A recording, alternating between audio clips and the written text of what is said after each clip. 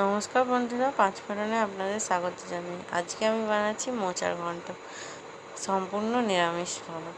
তার জন্য মোচাগুলো কেটে নিয়েছি, কেটে অনেকবার ধুয়ে নিয়েছি, কালো কষ্ট যাতে বেরিয়ে যায়। তারপরে ওই কেটে রাখা মোচাগুলো নুন হলুদ দিয়ে কড়াই ভাপিয়ে জলটা ফেলে দিয়েছি, নুন হলুদ দিয়ে ভাপিয়ে তারপরে কড়াতে তেজপাতা জিরে ফোড়ন দিয়ে ওতে বেটে রাখা আদা জিরে কাঁচা লঙ্কা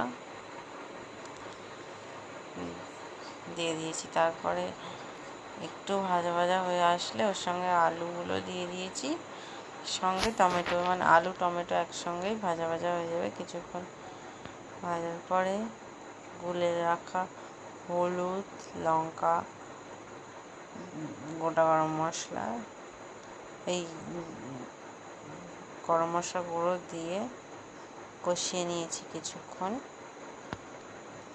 ওতে একেবারে নুনও দিয়ে দিয়েছিলাম। তারপরে সেদ্ধ করে রাখা মোচাগুলো দিয়ে কিছুক্ষণ কষিয়ে নিলেই